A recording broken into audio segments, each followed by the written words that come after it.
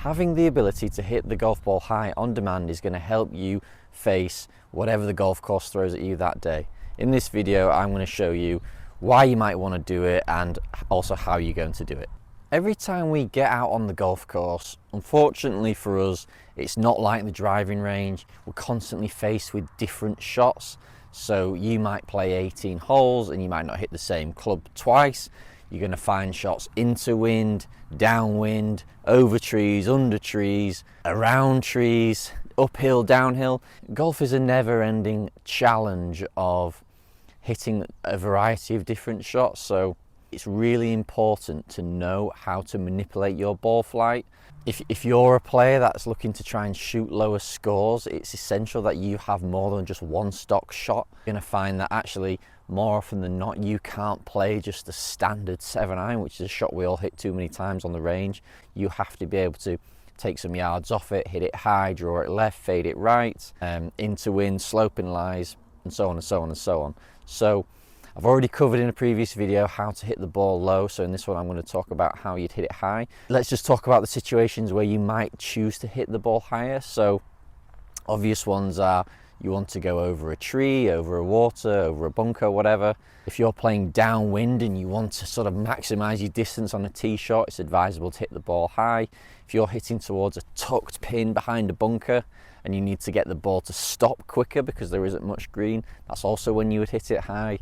Ben Hogan would always say that he would play low shots to back pins and high shots to front pins, just to make sure that he gets the carry to land the ball on the green, as opposed to hitting a low one that might land short and catch the trouble at the front. But generally, most people are going to try and manipulate their flight when they're going over trees. So what we have to do is first understand what affects the launch and the peak height of the golf ball. And there's three main things.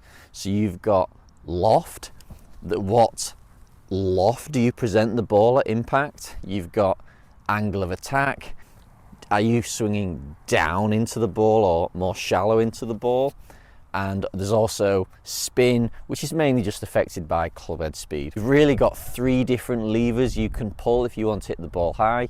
You can just choose one lever and maybe add more loft. You could do two and try and go shallow with loft. Or if you really need to send the ball high up and over something, you might do all three: speed, loft, and attack angle. Oh hey, you're still here. Thank you.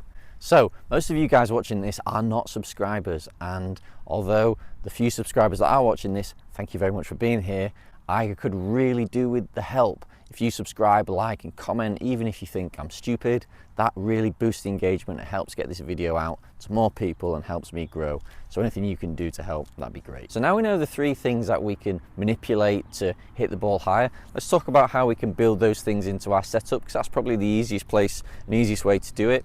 So the first one is, if this was my normal 7-iron setup, I'm going to move the ball further forward in my stance. That's going to help me shallow the angle of attack and present more loft to the ball at impact. Conversely, if I move the ball back, I'm going to be steeper and more de-lofted. So moving the ball forwards is going to help us be shallow and release it a bit earlier for more loft. Something else I can do is, instead of addressing the ball with a square face, I can just open that club face. That turns my 7-iron more into like a 45 degree club, which is like 9-iron pitching wedge. And that's going to help me add loft at impact and hit the ball higher. It's also going to make the ball go a bit further right, but you have to make those adjustments. Something else I could do is simply just change club. I could go from a 7-iron to a 9-iron, and in doing that I would have to swing a lot faster.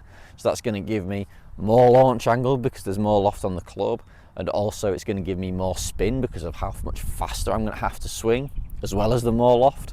So that one, it won't always work if you have to hit the ball a distance that you just can't reach with your 9-iron, but it is still a good option to change down a club.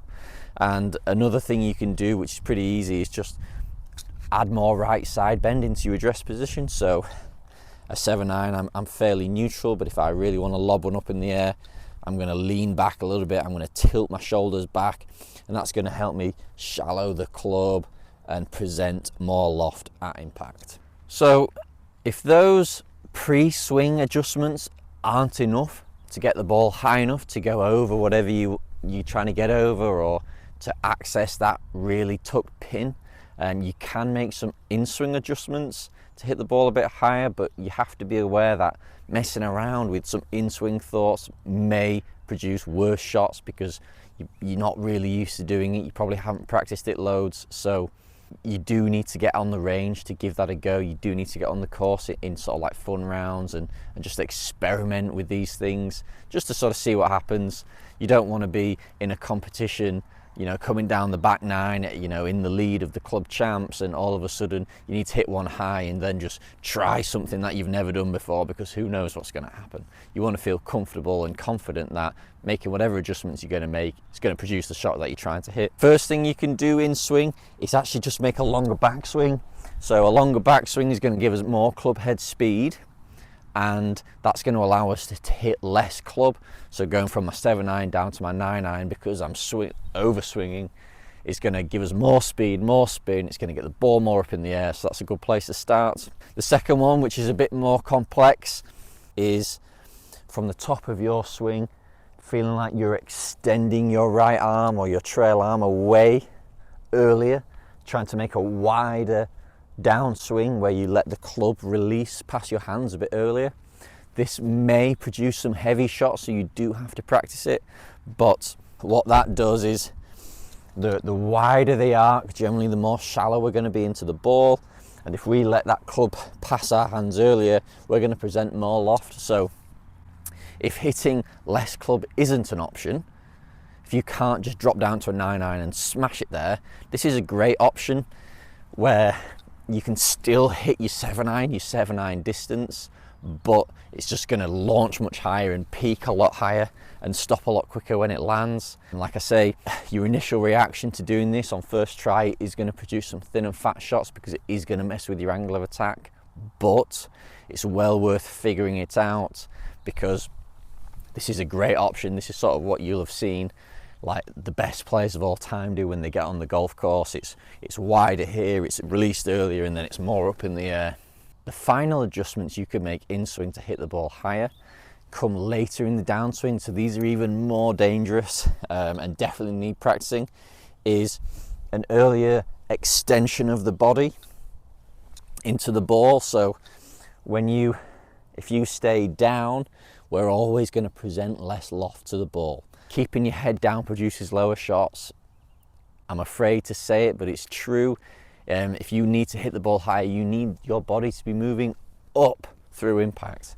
Where you want to be same stuff, wider here, taller here, and more extended into the finish, really pushing those hips forward, arching that backwards, and finishing with much higher hands. This shallows the angle of attack, it gives us a bit more speed, and moving up through the ball allows us to extend our arms for a wider, longer follow through. This is one, again, this needs lots of practice on the range. Moving your body up is going to give you some release timing issues at the bottom. You may well top the first few shots where you try this, but that's fine, because you're not going to do this on the back nine in the club champs for the first time. You're going to do this on the driving range before you go play, or you're going to do this in practice over winter. It's like when we hit spring, you're ready to go. There's quite a few things to change there. Like I say, we can just, depending on how high you want to hit the ball, you can either pull a couple of the levers in setup, which might just help you hit the ball a bit higher. If you really need to nuke one over trees from 200 yards, we might be pulling all the setup ideas and also all the in-swing ideas, just because we need that ball to basically go through our nose and land really soft. What I recommend people do when they go practice is, if they get a 100 ball, allocate 25% of their balls just for messing around with your ball flight. So low, medium, high, higher, lowest, highest. Just toy around with hitting your 7-iron or whatever really whatever club, because you might have to do this with every club. But just get used to, right, I'm going to move it back, hands forward, hit it really low. Okay, I'm going to move the ball forward, lean back, hit it really high. And just get used to understanding how far you can hit those shots compared to your stock distance, because that will change.